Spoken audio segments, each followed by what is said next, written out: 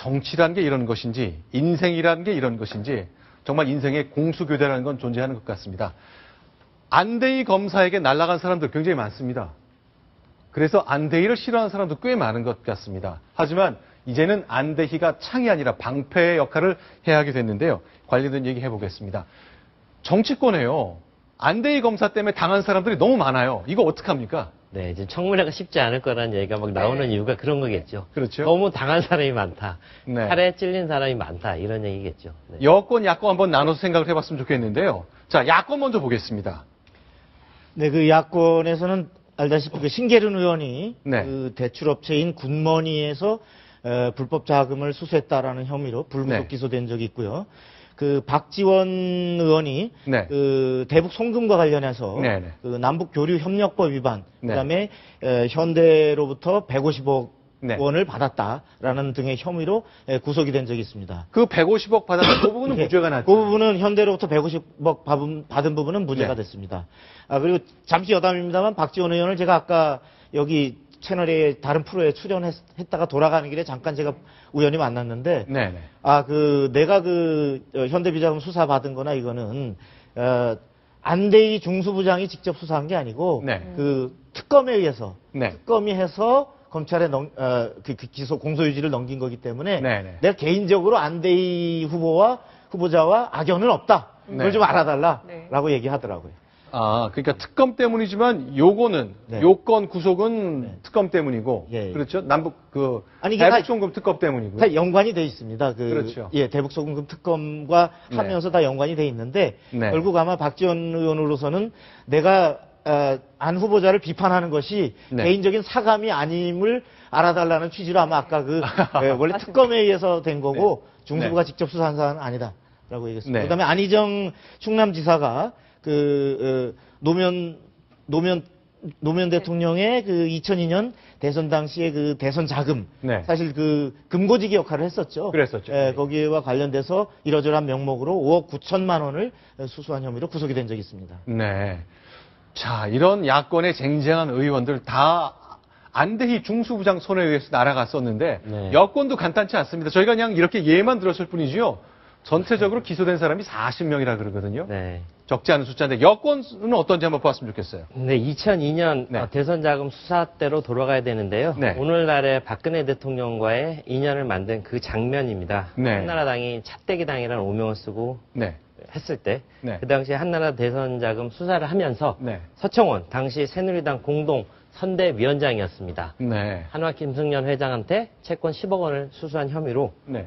구속이 됐죠. 네. 구속. 그리고 이인재 당시 때는 자민련 총재 대행이었죠. 그때도 역시 한나라당 대선 자금의 일부를 수수한 혐의로 기소가 됐는데 결국 이 부분은 무죄가 받았습니다. 났죠. 네. 네. 한광욱 그 당시에는 야권에 있었던 네, 네. 김대중 대통령 청와대 비서실장으로 있을 때요. 나라종금 퇴출 당시 그 제2금융권 네. 나라종금 퇴출 저지 를 위해서 받았죠. 1억 원 수수한 혐의로 구속이 됐었습니다. 자, 그러니까요. 참 업을 많이 쌓았다 할까. 네. 뭐 이런 생각이 많이 들 것 같아요. 이제 청문회에 서야 되는데 야권 인사들이 뭐 벼르는 분들이 굉장히 많을 것 같습니다. 일단은 청문회가 관전 포인트입니다. 6.4 지방선거 이후에 아마 청문회가 치러질 것이다. 네. 이런 얘기가 많은데요. 어제부터 보도됐던 것들 중에 하나가 네. 그럼 과연 그 칼에, 그 벼른 칼에 맞았던 박지원 의원도 인사청문위원 들어가는 것 아니냐. 네. 이런 이제 예측들이 많았는데 박지원 의원이 거기에 대해서는 부인을 했습니다. 아까 그 박성원 논설위원께서도 말씀을 하셨지만 개인적인 원한 때문에 인사청문위원을 간다. 네. 이런 이미지로 비춰질 수가 있기 때문에요. 네. 예를 들어 뭐 박주선 의원도 네. 그 안대희 대검 중수부장 시절에 구속됐다가 무죄로 네. 풀려나기도 했었는데 네. 결국은 또 법조 전문가이기도 하죠. 법률통인 그 박주선 의원이나 지원 의원, 뭐 서청원 의원 같은 분들이 인사청문위원으로 가면 또 공수가 뒤바뀐 청문회를 볼 수 있겠다. 이런 정치권에서 회자가 되기도 했습니다. 하지만은 아무래도 그 사건 당사자들이 직접 들어가기보다는 네. 뒤에서 여러 가지 좀 조언을 하지 않을까 이런 얘기가 나옵니다. 네. 자, 그러면요. 자, 새정치민주연합의 중진들은 과연 안대희 카드를 어떻게 생각하는지 오늘 아침에 박영선 원내대표가 평가를 내놨는데요. 이랬습니다. 김기춘 비서실장의 교체 없는 개각은 무의미합니다. 세월호 참사의 본질은 컨트롤 타워의 부재, 대통령의 보고 체계, 그리고 지휘 체계의 문제입니다.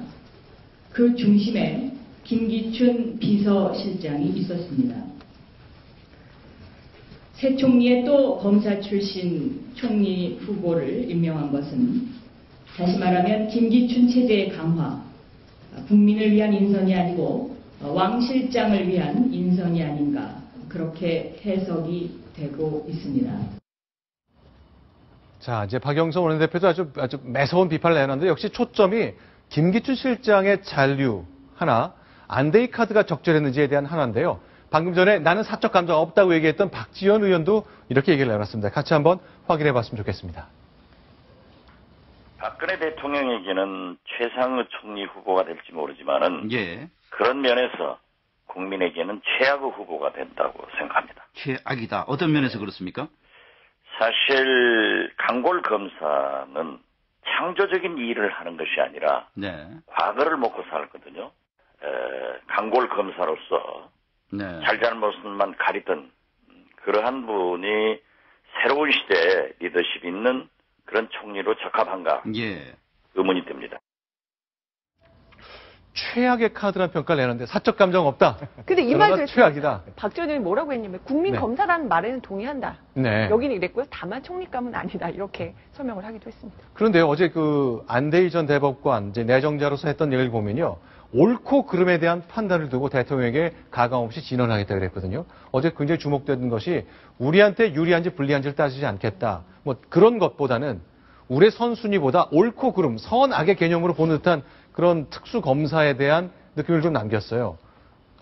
어제 박지원 네. 의원이 또 트위터에 재밌는 비판을 했죠. 네. 검육관 인사다. 검사, 육사, 관료 출신 이 상명하복에 숙달된 사람들인데 네. 이런 사람을 쓰는 박 대통령의 인사를 다시 비판하면서 이 총리 인준이 쉽지 않을 거다. 난항이 네. 예상된다라는 그런 비판을 하게 됐습니다.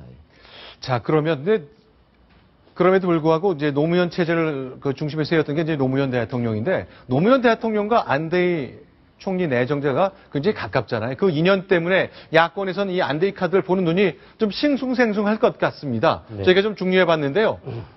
나이는 9살 차이지만 사법연수원 동기라면서요. 그렇습니다. 사법연수원 동기고 네. 그래서 개인적으로는 그 안대희 후보자가 연수원 시절에 네. 형이라고 불렀다고 합니다. 그래서 노무현 대통령을 네, 네. 9살 위니까 형으로 예, 불렀다. 형으로 부르고 무현이 형 이렇게 불렀거든요. 예, 그러고 네. 술 사달라 그런 네. 적도 있다. 네. 라는 그런 개인적으로 연수원 동기입니다. 또 동양이죠. 네. 예. 그리고 동양이니까. 이 동기에는 잘 알다시피 그 노무현 정부 후반기에 네. 검찰총장을 한 정상명 네. 씨, 정상명 네. 씨도 동기죠. 예. 그랬죠. 예. 그래서 그런지 중수부장으로 임명을 했다가 새누리당을 한나라당을 차떼기 정당으로 만들어 놓은 공로를 세운 반면 노무현 대통령의 측근도 수도 없이 구속시켜 버렸잖아요. 네, 안희정, 뭐 좌희정, 우광재했던 그 안희정도 구속시켰고요. 많은 사람들을 줄줄이 철창행으로 했죠. 네. 그래서 그런지 더 좋은 자리를 안 준 것인지 어쨌건 대법관 수사를 직접 하지 않은 곳으로 임명하면서 6년 동안 일하도록 만든 기회를 제공한 측면도 있고 묘한 관계라 볼 수 있겠네요. 근데 최근에 이제 동아일보 기자를 만났을 때 안대희 총리 내정자가 이런 평가를 내놨다는군요. 네, 노무현은 좋다. 그렇지만 민주당 비례대표 몇몇은 국가 간에 문제가 있다. 자, 저게 바로 통진당과의 어떤 그 당대당 어떤 그 정책 공조를 하면서 네. 여러 사람들 들여오지 않았습니까? 뭐 제가 이름을 거명할 수는 없지만 몇몇 사람들 국가 간에 문제가 있다. 네. 그래서 결국 박근혜 대통령 캠프에 합류했다. 이렇게 설명을 했었습니다. 네. 자, 내가 정치에 참여한 이유 대법관을 그만두고 50일이 채 안 된 가운데 새누리당 캠프에 참여했었는데 그때 내놓았던 설명이 이거죠. 몇 달 전에 있었던 2012년 총선 때 민주당 면면을 보니 내가 정치를 해야 되겠다는 결심을 했다. 이런 말을 내놓은 적이 있죠. 알겠습니다. 안데이 카드 정말 논란을 많이 내고 있습니다. 왜 선거운동 시작하는 첫날에 내놨냐는 것부터 다양한 해석이 나오고 있는데 과연 어떤 평가를 받을지 좀 두고 봐야 될 것 같습니다.